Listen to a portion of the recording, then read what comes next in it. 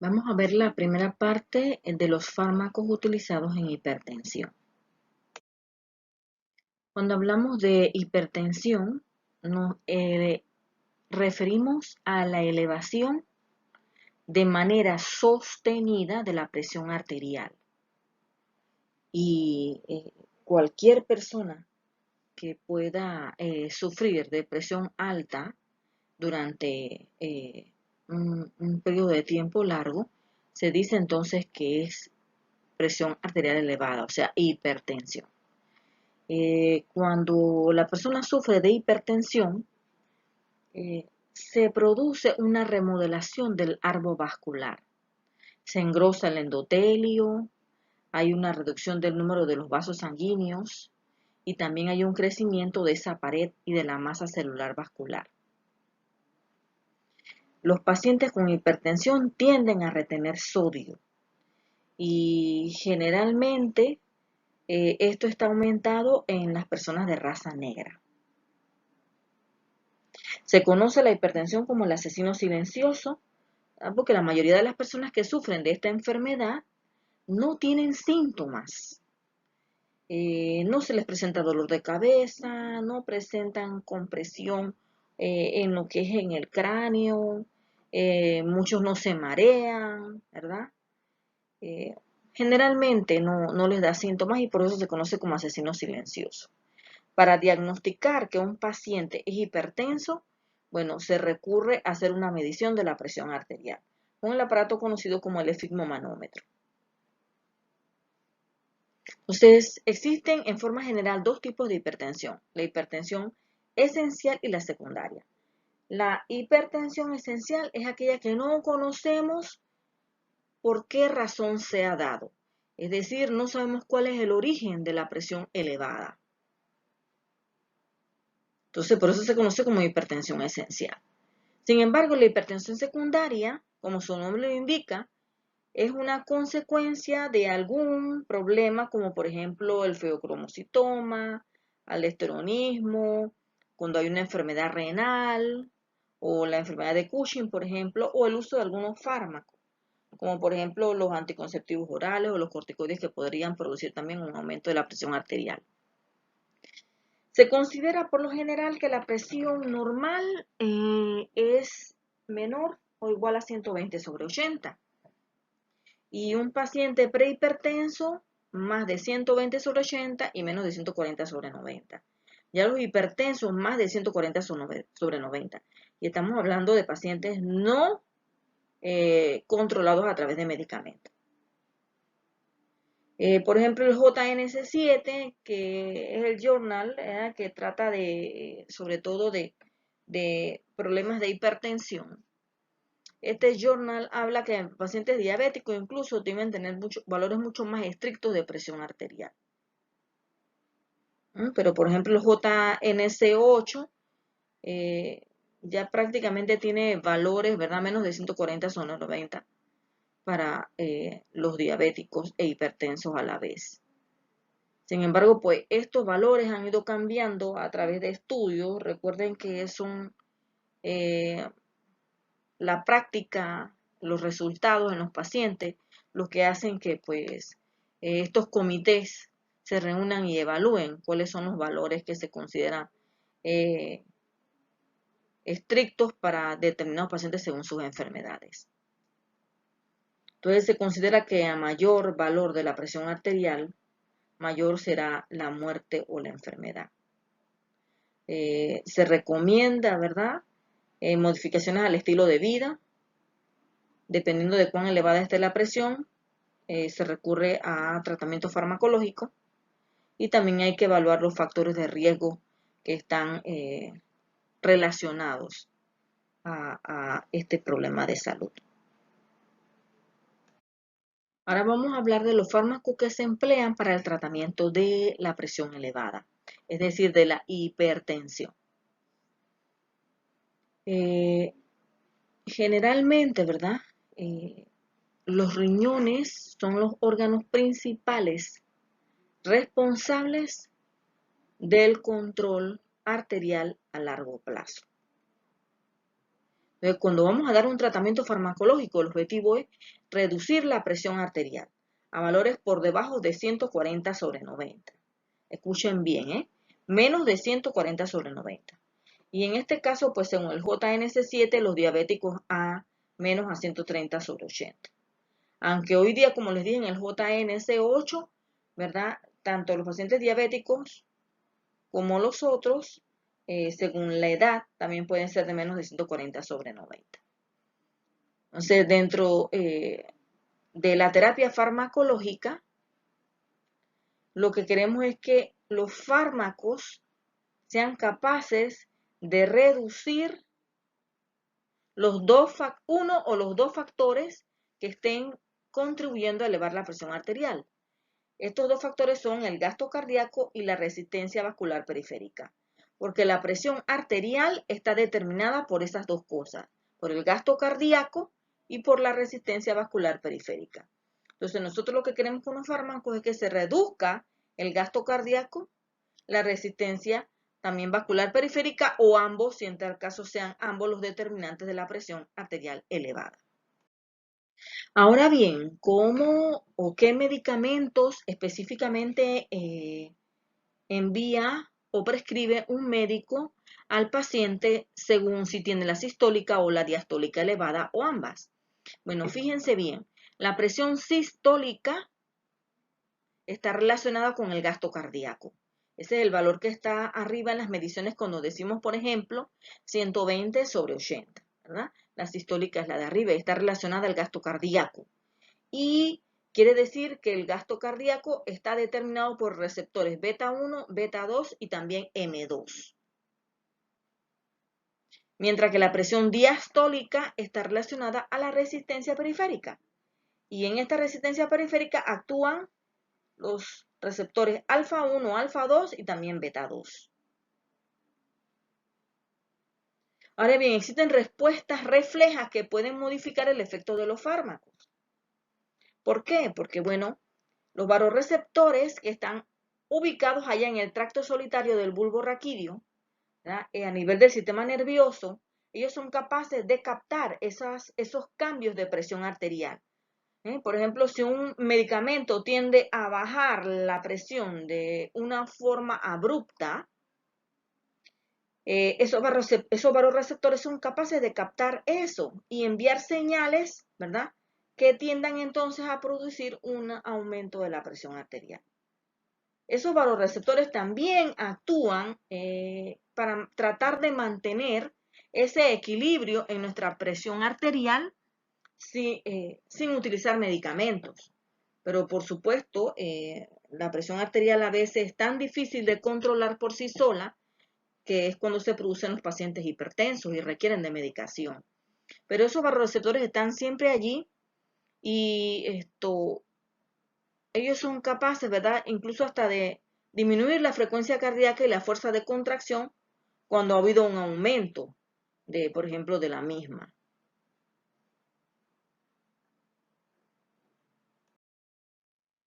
Cuando la presión arterial se mantiene elevada de forma sostenida o incluso utilizando medicamento el paciente, si no mantiene controlada su presión, es decir, por los valores que para él se consideren normales con medicación, este paciente puede tener graves consecuencias a nivel cerebral, a nivel renal, a nivel oftalmológico. Por eso que muchos pacientes también, ¿verdad?, empiezan a perder o a disminuir su capacidad visual. También tienen consecuencias a nivel cardíaco, de tal forma que puede producir una enfermedad vascular coronaria, puede producir también hipertrofia ventricular izquierda o falla ventricular izquierda, que puede llevar incluso a un paciente hasta la muerte. Dentro de los grupos de fármacos utilizados en hipertensión, el primero de ellos son los diuréticos. Estos producen depresión de agua e inhiben la reabsorción tubular de los electrolitos. Dentro de los diuréticos hay varios grupos. Están los diuréticos tiazídicos, Es el grupo más empleado de ellos. Generalmente se utiliza como monoterapia o a veces en combinación cuando no se logra controlar la presión arterial. El máximo efecto de los diuréticos se observa alrededor de las 3 semanas de uso. Generalmente con todos estos fármacos siempre hay que esperar 1, 2 o 3 semanas hasta que la presión se normalice. También están los diuréticos de asa, se le llaman diuréticos potentes porque producen una gran cantidad de orina. Dentro de estos el típico pues la furosemida. También están la espironolactona y el triamtereno que producen retención de potasio. Se utilizan como retenedores de potasio, ¿verdad? Porque muchas veces los diuréticos ayudan a eliminar mucho potasio y eso es fundamental también para el corazón, de cualquier forma. El segundo grupo en el tratamiento de hipertensión son los beta bloqueadores, que como su nombre lo indica, son antagonistas de los bloqueadores beta. O sea, bloquean el efecto de las catecolaminas que actúan sobre estos receptores. El otro grupo son los inhibidores de la enzima convertidora de angiotensina, conocidas como IECA. También están los ARAS, que son antagonistas de los receptores de angiotensina, y también están los bloqueadores de renina. Son útiles, ¿verdad?, cuando hay concentraciones plasmáticas de renina elevadas, pero también en la hipertensión esencial que hablamos al principio. Los antagonistas de calcio antagonizan, ¿verdad?, el calcio, provocan una disminución de calcio intracelular porque inhiben los canales lentos de calcio. Dentro de estas tenemos dos grupos, las tipo dihidropiridinas y las no dihidropiridinas. Dentro de las dihidropiridinas están la amlodipina y dentro de las no dihidropiridinas, por ejemplo, el verapamilo. El quinto grupo son los vasodilatadores. Aquí está, por ejemplo, la hidralazina, el minoxidilo. Relajan la musculatura lisa de las arterias, pero por supuesto que pueden producir entonces lo que es una taquicardia refleja y un aumento del gasto cardíaco. Por eso se limita su uso en pacientes con insuficiencia cardíaca. También estimulan la liberación de renina y no se deben utilizar solos. Generalmente se utilizan con diuréticos o bloqueadores beta. El sexto grupo son los bloqueadores de los receptores alfa adrenérgicos, como la fentolamina, por ejemplo. Cuando hay exceso de esas catecolaminas circulantes, entonces es bueno utilizar este tipo de fármaco. Recordemos que hay dos tipos de receptores alfa, unos que están a nivel presináptico y otros que están a nivel postsináptico. Entonces, estos fármacos generalmente son bloqueadores competitivos de ambos receptores. El séptimo grupo son fármacos de acción central y aquí entran, por ejemplo, metildopa y clonidina. Ellos disminuyen los impulsos nerviosos a nivel del simpático y como resultado, pues, son estimulantes de los receptores alfa del tronco cerebral. Y eso produce una disminución de la frecuencia cardíaca. La enlentece. En el caso de las mujeres embarazadas, que a muchas también se les eleva la presión arterial, es fundamental utilizar, por ejemplo, de elección alfa-metildopa o beta bloqueadores, incluyendo el abetalol, durante el primer a segundo trimestre.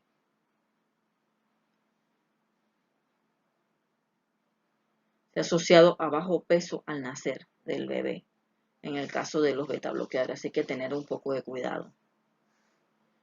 En segunda línea podemos utilizar los bloqueadores de los canales de calcio, por ejemplo. También está la hidralazina que se puede utilizar como alternativa. Por ejemplo, están contraindicados todos los IECA, los ARA2 y los diuréticos. Salvo si la paciente tiene falla cardíaca en preeclampsia, se puede utilizar diuréticos. Los bloqueadores beta o beta bloqueadores, como también se les conoce, pueden bloquear tanto el receptor 1 como el beta 2. Pero generalmente, ¿verdad? Puede ser uno de los dos. También podrían algunos de ellos incluso bloquear receptores alfa. En la gráfica podemos ver la diferencia en cuanto a la solubilidad lipídica que ellos tienen, ¿verdad? Por ejemplo, el penbutolol tiene una alta solubilidad en lípidos, así como también el propranolol. Pero, por ejemplo, el nadolol es baja, así como el pindolol. Y, por ejemplo, todos los que están acá en el segundo cuadrante, como es el atenolol, el bisoprolol, el esmolol, todos tienen baja solubilidad en lípidos. Tienen actividad intrínseca también, agonista. Por ejemplo, el pindolol está marcada, ¿verdad? El carteolol de forma moderada. Pero hay otros que no tienen actividad intrínseca.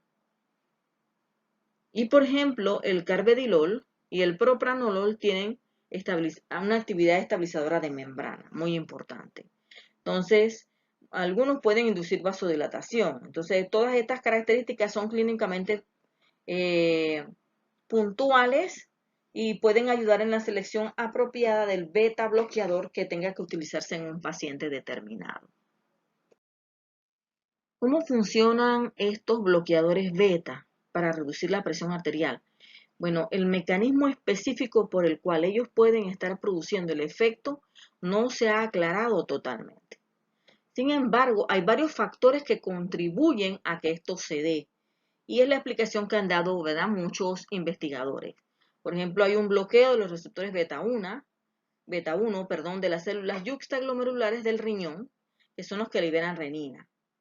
También puede haber bloqueo de los receptores beta a nivel presináptico, una disminución retardada de la resistencia periférica, sumada a una reducción persistente del gasto cardíaco. Y está en negrito, bueno, porque es uno de los mecanismos que más podemos estar observando que tienen una actividad importante en reducir la presión arterial. También podría darse por acciones centrales de los beta bloqueadores y también una vasodilatación a nivel periférica. Todos estos factores pueden estar contribuyendo, ¿verdad?, a el efecto antihipertensivo de los beta bloqueadores. Entre los efectos adversos de los beta bloqueadores está la broncoconstricción. En la imagen ustedes pueden ver, ¿verdad?, cuáles son los efectos que se producen cuando actúan agonistas sobre los receptores beta 1 y beta 2. Entonces, dependiendo, ¿verdad?, de qué receptor se esté bloqueando, podrían producir los beta bloqueadores broncoconstricción, podrían enmascarar los síntomas de la hipoglucemia inducidos por insulina, pueden provocar estimulación cardíaca si en tal caso hay una supresión abrupta de lo que es el beta bloqueador, también una bradicardia pronunciada. A nivel central pueden ocasionar insomnio, pesadilla, hasta depresión y disfunción sexual.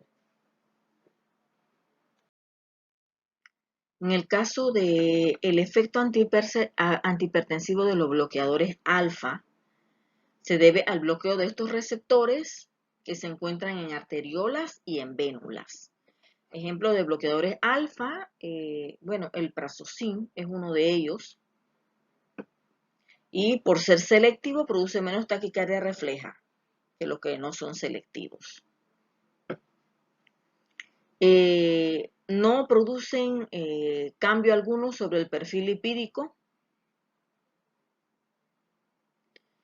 La desventaja es que cuando se utilizan en forma crónica pueden producir retención de líquidos y por lo tanto mayor probabilidad de una falla cardíaca. Por eso no se recomiendan solos en la terapia antihipertensiva, sino en combinación, como por ejemplo con beta bloqueadores y con diuréticos. Pueden producir hipotensión postural también, así que hay que tener cuidado al levantarse. Otros efectos como mareos y taquicardia, dolor de cabeza e incluso hasta congestión nasal también podrían ocasionar. Y el último de los fármacos que vamos a estar viendo en esta clase son los simpaticolíticos de acción central como la clonidina y la metildopa. La clonidina ejerce su efecto al unirse a receptores que se encuentran en el bulbo, los receptores alfa 2, que reducen el flujo simpático, pero también aumentan el parasimpático,